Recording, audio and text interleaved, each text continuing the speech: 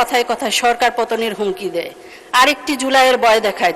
আফসোসের বিষয়, দেশের এই অর্থনীতির কঠিন সময়ে জনগণ আশা করেছে দায়িত্বশীল বিরোধী দল যা বাজেট নিয়ে গঠনমূলক সমালোচনা করবে, কথা বলবে। তারা বলবে কোথায় কোথায় আরো বরাদ্দ বাড়াতে হবে, কিভাবে কর্মসংস্থান বাড়ানো যায়, কিভাবে সেবার মান মানুষের দোরগোড়ায় পৌঁছে দেওয়া যায়। কিন্তু তারা তা না করে কথায় কথায় সরকার পতনের হুমকি দেয়, আরেকটি জুলাইয়ের ভয় দেখায়। 4 মাস যেতে না যেতে অস্থিরতার রাজনীতি শুরু করে দিয়েছে। জনগণের ভাত কাপড় চিকিৎসা শিক্ষার কথা না বলে তারা ক্ষমতার স্বপ্নে বিভোর। এতে প্রমাণ হয় তাদের নজর জনগণের দিকে নয়, তাদের নজর গদির দিকে। বিসমিল্লাহির রহমানির রহিম। মাননীয় স্পিকার, আপনাকে ধন্যবাদ। মহান আল্লাহর দরবারে অশেষ শুকরিয়া আদায় করছি যিনি আমাকে এই মহান সংসদে দাঁড়িয়ে দেশের মানুষের জন্য কথা বলার সুযোগ করে দিয়েছেন। শুরুতে আমি গভীর শ্রদ্ধার সাথে স্মরণ করছি মহান মুক্তিযুদ্ধে আত্মদানকারী সকল শহীদদেরকে। শ্রদ্ধার সাথে স্মরণ করছি জুলাই গণ অভ্যুত্থানে শাহাদত বরণকারী ছাত্র জনতাকে। একই সাথে বাংলাদেশের গণতন্ত্র, ভোটাধিকার ও মানুষের মৌলিক অধিকার প্রতিষ্ঠার দীর্ঘ সংগ্রামে যারা জীবন উৎসর্গ করেছেন তাদের প্রতি জানাই বিনম্র শ্রদ্ধা। আমি তাদের সবার আত্মার শান্তি ও মাগফিরাত কামনা করছি। আমি গভীর শ্রদ্ধার সাথে স্মরণ করছি স্বাধীনতার ঘোষক, বহুদলীয় গণতন্ত্রের প্রবর্তক, আধুনিক বাংলাদেশের স্বপ্নদ্রষ্টা শহীদ রাষ্ট্রপতি জিয়াউর রহমানকে। আমি গভীর শ্রদ্ধার সাথে স্মরণ করছি গণতন্ত্রের আপসহীন কণ্ঠ দেশনেত্রী সাবেক প্রধানমন্ত্রী বেগম খালেদা জিয়াকে। আমি এই দুই মহান নেতার আত্মার শান্তি ও মাগফিরাত কামনা করছি। আমি আন্তরিক ধন্যবাদ জানাতে চাই মাননীয় প্রধানমন্ত্রী দেশনেতা তারেক রহমানের প্রতি। তিনি আমার উপর আস্থা রেখেছেন, আমাকে এই সংসদে এসে দেশের জনগণের জন্য কাজ করার সুযোগ করে দিয়েছেন। JBS holdings limited. মাননীয় স্পিকার, আমি এই সংসদে এটি আমার প্রথম বক্তব্য, তাই আজ আমার কণ্ঠে শুধু একজন সংসদ সদস্যের কথাই নেই, আছে এই দেশের অসংখ্য মা বোনের কথা, শ্রমিক কৃষকের কথা, তরুণদের স্বপ্নের কথা, আর সেই সাথে সাধারণ মানুষের কথা যারা ভয়, হত্যা, হামলা, মামলা, অত্যাচার, জেল জুলুম সহ্য করে গণতন্ত্রের পক্ষে দাঁড়িয়েছিলেন। আমি কৃতজ্ঞ আমার দলের নেতাকর্মীদের প্রতি, আমার এলাকার মানুষের প্রতি, দেশের জনগণের প্রতি যারা আমার পাশে ছিলেন, যারা এখন আছেন, তাদের প্রতি আমি আন্তরিক কৃতজ্ঞতা ও সালাম জানাই। মাননীয় স্পিকার, আমরা আজ এমন এক বাজেট নিয়ে আলোচনা করছি যে বাজেট উপস্থাপন করা হয়েছে একটি কঠিন অর্থনৈতিক বাস্তবতায়। বিগত ফ্যাসিস্ট সরকারের আমলে দেশের অর্থনীতি জনগণের হাত থেকে সরে গিয়ে একটি মাফিয়া গোষ্ঠীর হাতে বন্দী হয়েছিল। ব্যাংকিং খাতে লুটপাট, উন্নয়ন প্রকল্পে অস্বাভাবিক ব্যয়, খেলাপি ঋণ, সিন্ডিকেট, কর ফাঁকি, অর্থপাচার এসব মিলিয়ে অর্থনীতির ভিত একদম ধ্বংস করে দিয়ে গেছে। অর্থনীতি শ্বেতপত্রে উঠে এসেছে 2009 থেকে 2023 সাল পর্যন্ত বাংলাদেশ থেকে প্রায় $234 বিলিয়ন পাচার করেছে, বছরে যা গড়ে $16 বিলিয়ন। এই টাকা যদি দেশে থাকতো কত স্কুল কলেজ হতো, কত হাসপাতাল হতো, কত তরুণের কর্মসংস্থান হতো, কত কৃষক তার ন্যায্য সুবিধা পেতে পারতেন।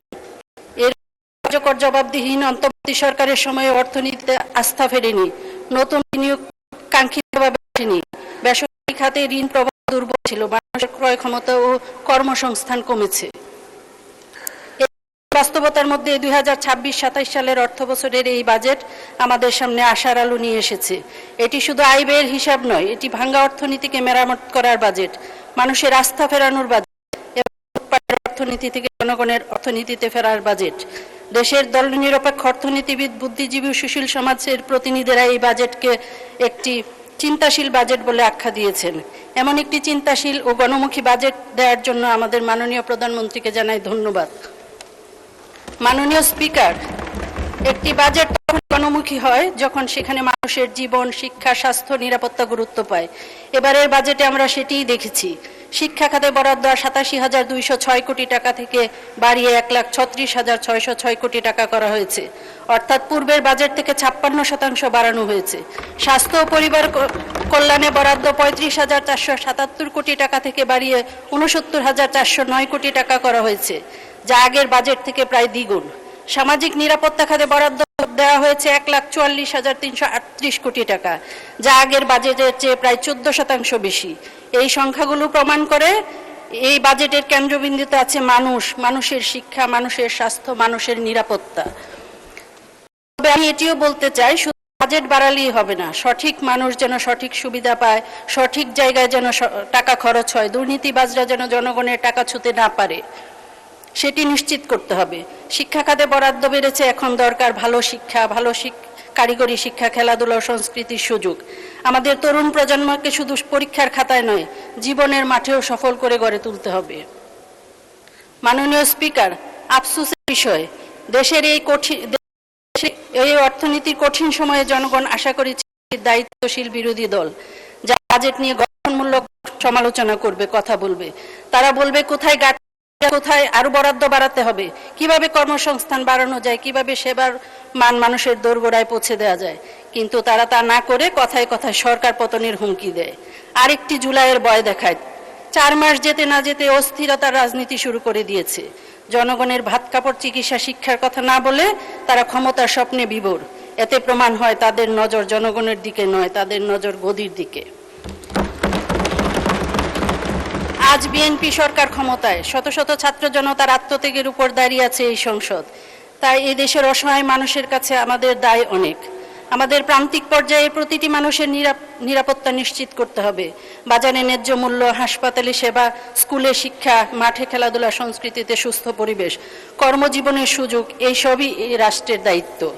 মাননীয় স্পিকার, আমি এই বাজেটকে সমর্থন করছি, কারণ এই বাজেট মানুষের কথা বলে, এই বাজেট ভবিষ্যতের কথা বলে। এই বাজেট আমাদের মনে করিয়ে দেয় রাষ্ট্র কোনো দলীয় সম্পত্তি নয়, রাষ্ট্র সকল জনগণের।